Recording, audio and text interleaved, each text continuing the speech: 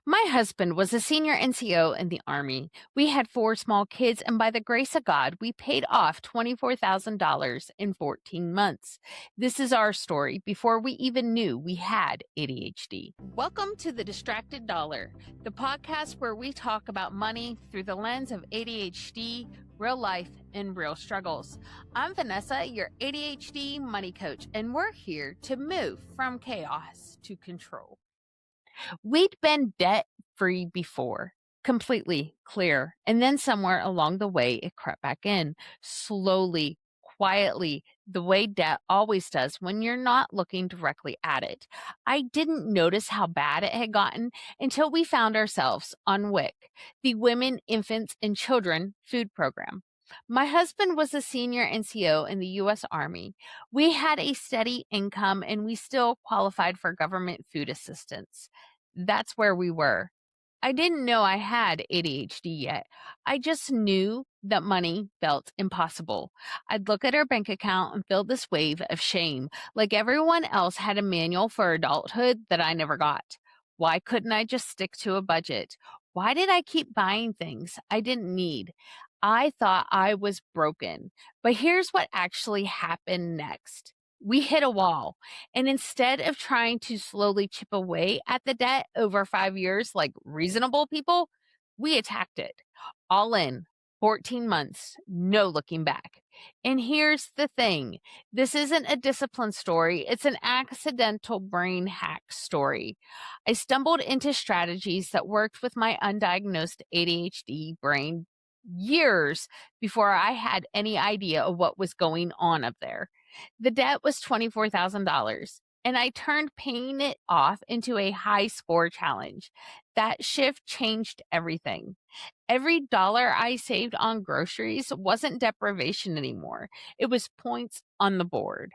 $10 saved on homemade bread, that's 10 points straight to the debt.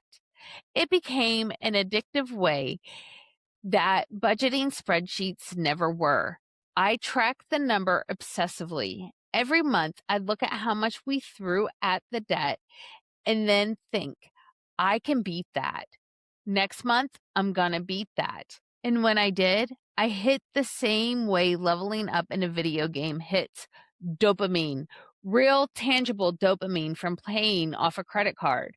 My brain, which couldn't stay interested in a savings account for more than 48 hours, was suddenly locked in.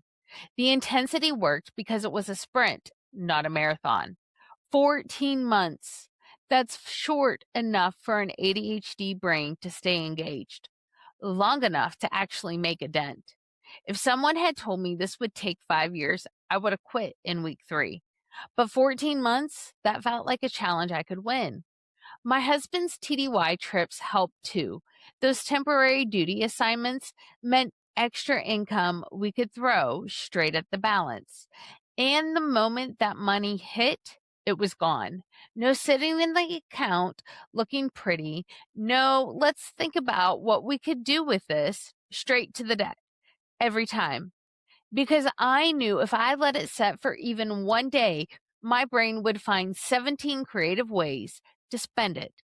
But the real secret wasn't just earning more or tracking numbers.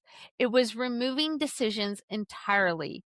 My undiagnosed ADHD brain burned through willpower like kindling.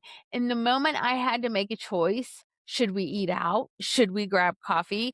I'd make the convenient one. So we had to make convenience disappear. And we call it the PB&J Rule. We never left the house without food, ever. If we were going to be out during lunch or dinner, I packed sandwiches. We kept a case of water in the car at all times, the same way we still do today. Honestly, because the impulse to just grab something when you're hungry is relentless, and our ADHD brains cannot resist convenience. They just can't. So I stopped trying to resist and started making convenience impossible. If there's already food in the car, you don't pull up to the drive-thru. If there's already water at your feet, you don't wander into the gas station and walk out with chips, a soda, and somehow also a scented candle. The decision was already made. No willpower required. We cooked everything at home. Even during a multi state move, we were packing up a house, driving across the country with kids, and I was still making meals from scratch. Homemade yogurt, homemade bread, homemade pizza on Friday nights. And here's what surprised me: those things became sensory wins instead of chores. Kneading dough, watching yogurt set, the repetition of it, my undiagnosed ADHD brain latched onto the rhythms in a way that felt generally satisfying. It wasn't just saving money, it was scratching an itch I didn't know I had. For the kids, we built a clearance closet system. 4 kids, all growing fast, all needing clothes constantly. That's a money pit if you let it be, so we didn't. We shopped at the end of every season for next year. Winter coats in March, summer shorts in September, nothing over $5 per item, and honestly, most things came in at 2 or $3. Hand-me-downs were the default. No shame attached, just practical. When you have 4 kids, hand-me-downs aren't a compromise, they're a logistic strategy.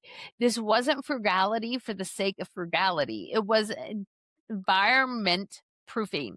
I built a world around us where the path of least resistance was also the cheapest one because I knew my brain would always take the easy road.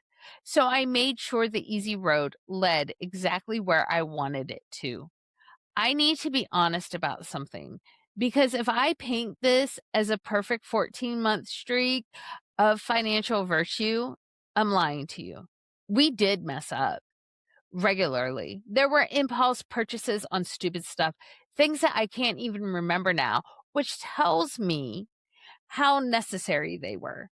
Some weeks I'd look at what we spent and think, well, that was dumb. Christmas went completely off the rails every single year. We'd planned to keep it modest. And then somewhere around December 15th, I'd panic buy 20 extra things because what if the kids felt deprived? What if they compared our Christmas to someone else's? What if I was failing them by being so intense about this debt? The spending spiraled. It happened. And here's the part that saved us: we'd let it. The rule was simple: acknowledge it happened, no shame spiral, try again tomorrow. That's it. That's the whole rule. I didn't do the thing where you berate yourself for 3 days and then give up entirely because you've already ruined everything. I'd been stuck in that loop my whole life. Mess up once, decide I was hopeless, abandon the whole plan. Well, not this time. This time, a bad week was just a bad week. Why did grace keep us in the game? Because perfection would have ended it. My undiagnosed ADHD brain rebels against restriction the way a toddler rebels against nap time, fully, loudly, and with zero regard to the long term consequences. If I'd build a system with no release valves, the pressure would have built until I blew the whole thing up. The Christmas spending, the random stupid purchases, those were the release valves. They let the steam out just enough to keep going. And here's what I understand now that I didn't understand then. You're not supposed to white knuckle your way through 14 months of debt payoff without ever slipping. That's not realistic for me or you or anyone. And it's especially not realistic for a brain that craves novelty and dopamine and immediate relief. So we built in the forgiveness from the start, not as a backup plan, but as part of the plan itself. The whole thing only worked because of that one final piece of grace. Automate your payments so time blindness doesn't cost you. When extra money hits your account, a bonus, a tax refund, whatever it is, throw it at the debt immediately. Do not let it sit. Do not think about it. Your brain will spend it if you give it time. Make it a game. Try to beat last month's debt payment like it's a high score. The shift from obligation to challenge is the difference between burning out in week 3 and staying locked in for the full sprint. This isn't about willpower. You're not broken. Your brain needs a different operating system, one that's built on short bursts, environment proofing, and forgiving the mess ups faster than they happen. Want to stop the impulsive shopping? Check out my Mastering Your Impulsive Spending course at vanessamdean.com.